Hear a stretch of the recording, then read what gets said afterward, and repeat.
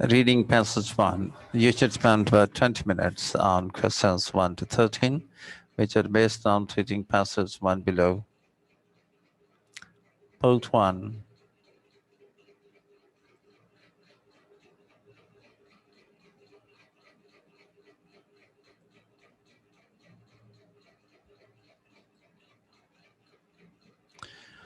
Air pollution, paragraph A.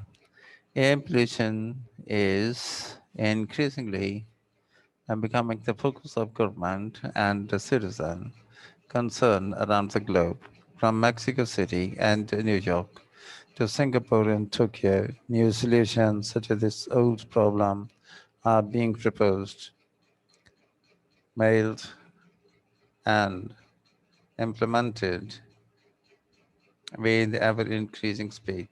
It is feared that unless pollution reduction measures are able to keep pace with the continued pressure of urban growth, air quality in many of the world's major cities will deteriorate beyond reason. Paragraph B. Action is being taken along several fronts through new legislation, improved enforcement, and innovative technology.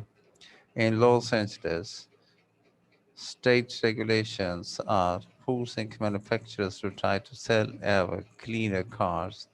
Their first of the cleanest, titled zero emission vehicles,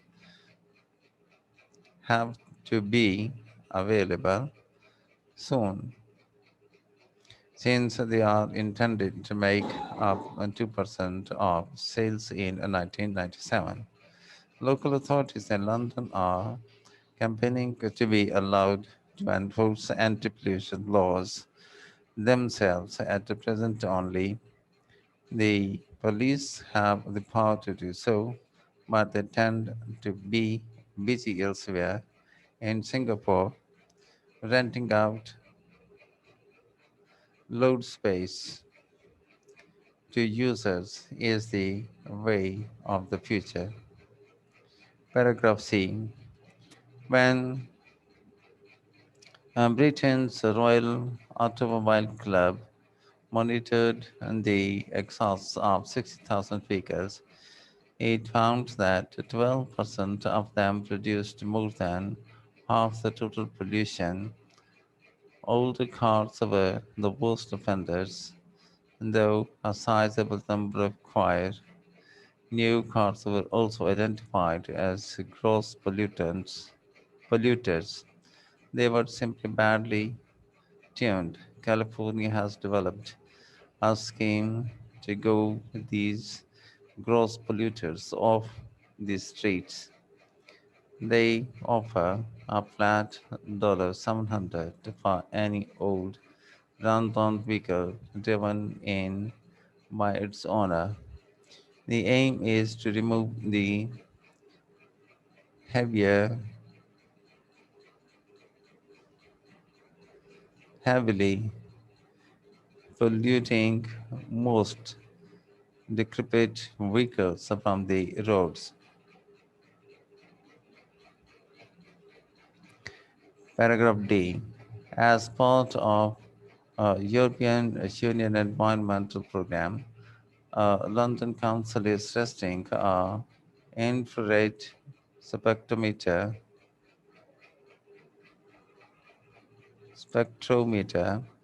from the University of Denver in Colorado.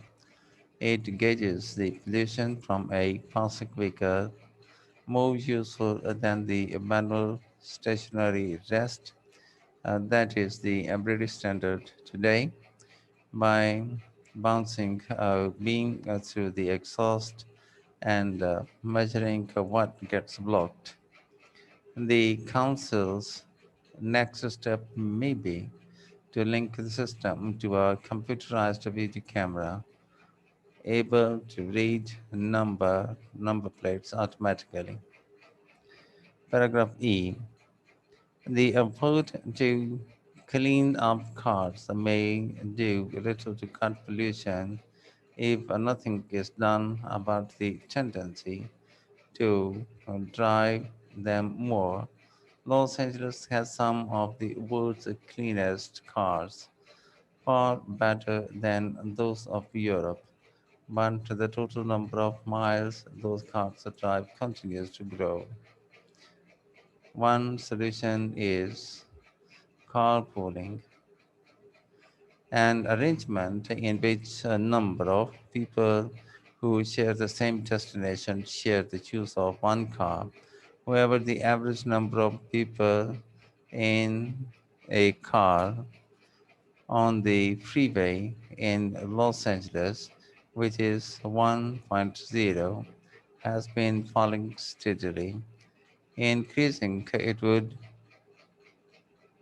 be an effective way of reducing emissions as well as easing congestion. The trouble is, Los Angelinos seem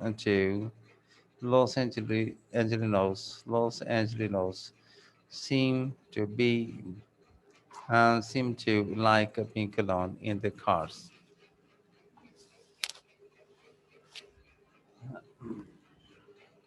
Paragraph F. Singapore has for a while had a scheme that forces drivers to buy a badge if they wish to visit a certain part of the city. Electronic innovations make possible increasing sophistication. Rates can vary according to road conditions, time of day, and so on. Singapore is advancing in this direction with a citywide network of transmitters and to collect information and charge drivers as they pass certain points. Such road pricing, however, can be controversial. When the local government in Cambridge, England, considered introducing Singaporean techniques, it faced vocal and ultimately successful opposition. Part 2. The scope of the problem facing the world cities is immense. In 1992, the United Nations Environmental Programme and the World Health Organization (WHO) concluded that all of a sample for 20 megacities, the places likely to have more than 10 million inhabitants in the year 2000, already exceeded the level the WHO seems healthy in at least one major pollutant.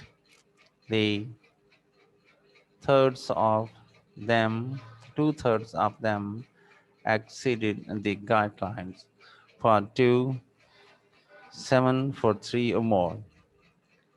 Of the six pollutants monitored by the WHO, carbon dioxide, nitrogen dioxide, ozone, sulfur dioxide, lead, and particulate matter, it is this least category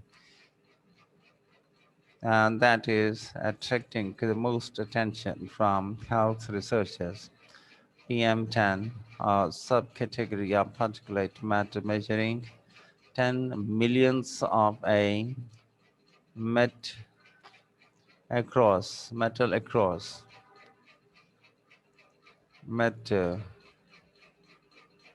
across has been implicated in thousands of deaths a year in Britain alone. Research being conducted in two countries of Southern California is researching similarly disturbing conclusions concerning this little understood pollutant. A worldwide rise in allergies, particularly asthma, over the past 4 decades is now said to be linked with increased air pollution. The lungs and brains of children who grow up in polluted air offer, offer further evidence of its destructive power. The old and ill, however, are the most vulnerable to the acute effects of exhaust fumes lingered over the city of London for over a week. The United Nations has estimated that in the year 2000 there will be 24 megacities and a further 85 cities of more than 3 million people. The pressure on public officials, corporations, and urban citizens to serve established trends in air pollution is likely to grow in proportion with the growth of cities themselves. Progress is being made. The question, and though remains the same, will change happen quickly enough?